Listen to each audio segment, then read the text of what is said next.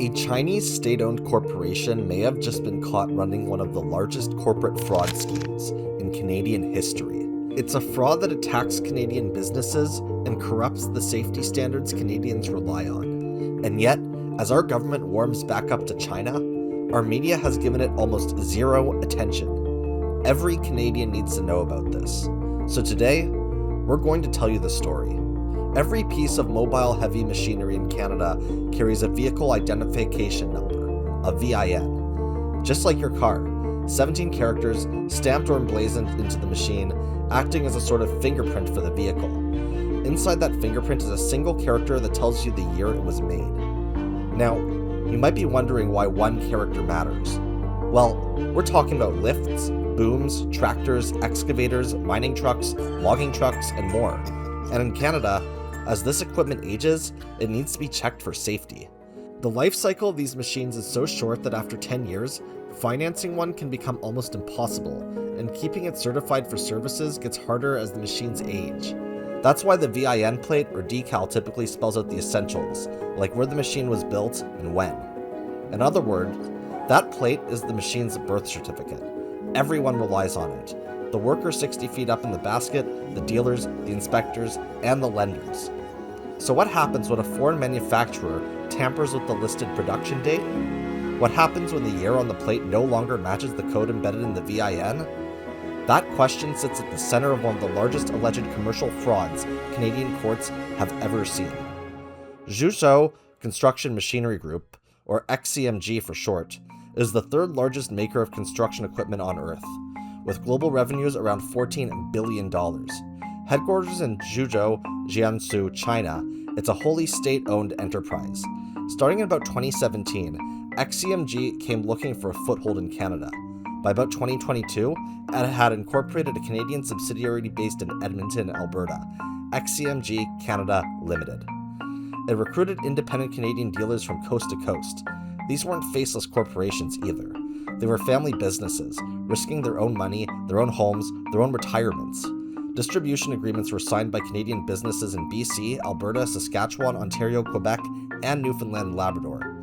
The pitch couldn't have been simpler.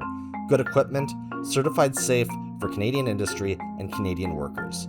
And for the first few years, things appeared to be great. Profits were excellent. But under the surface, trouble was already bubbling. Court records describe pages and pages of equipment problems and unpaid warranty claims. The dealers were stuck footing the bill while XCMG went quiet. In other words, total disregard for its Canadian partners.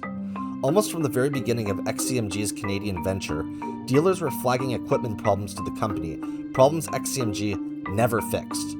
What they couldn't have known was how deep those problems ran. And by 2023, the mood had soured enough that the dealers formed an informal association of their own. The good times were replaced by tense times.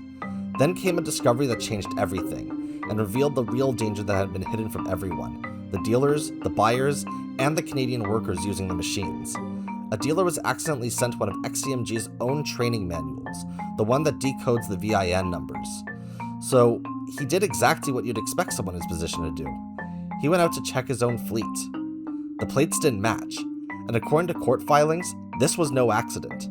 Aged machines were allegedly being refitted with new plates and decals to make them look years younger. The manufacturer dates on large numbers of machines no longer matched the dates embedded in their VINs. A 2021 machine became a 2024. Court-filed affidavits were specific. Loose plates arriving from China, hidden beneath the manuals and shipping totes. A worker told to bring his own drill to swap them out. Another worker who says he changed the plates on more than 50 machines. An internal email that reads, and I quote, "You can change them, Casey will tell you how." To make matters worse, there was even a warning from inside the company.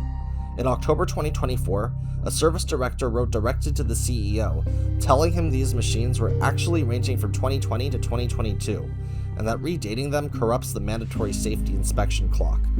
If there was ever an accident, he wrote management, could face grave consequences.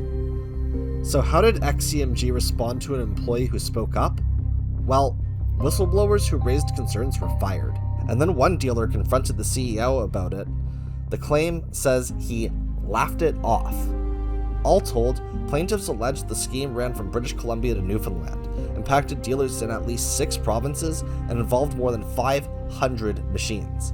And the dealers XCMG recruited to build its Canadian network, those businesses are now suing the company. And this is the point of the story where it goes beyond faulty equipment and fraudulent plates. This is about Canada as a whole. Canadian lenders put up money against equipment whose value was inflated by a lie about its age, and then that money was allegedly promptly sent out of the country to China. Canadians are left holding the bag while China profits. Canada was never a beneficiary of the partnership. We were just the market with profit targets. Plates were allegedly being smuggled past the border agency without proper declaration. The list of agencies now investigating reads like a roll call of Canadian oversight. The RCMP, the Canadian Border Services Agency, Environment Canada, WorkSafe BC, Alberta Occupational Health and Safety, the Ontario Ministry of Labour. Equipment was pulled from service, and when investigators looked closer, they found plates that didn't even match the wiring inside. Then, on March 11th of this year, the hammer finally dropped. The Supreme Court of British Columbia granted a Mariva injunction, a rare and extraordinary freezing order, locking down XCMG Canada's assets across the entire country.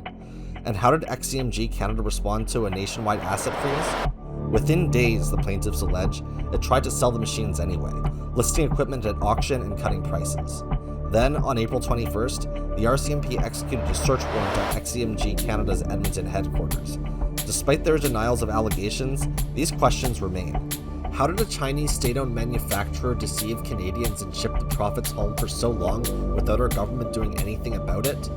How many fraudulent Chinese machines had their plates swapped to appear younger? And when the safeguards fail, who answers for it? Because in the end, it all comes back to that small metal plate. The number that was supposed to tell the truth to Canadian businesses and workers who trusted it.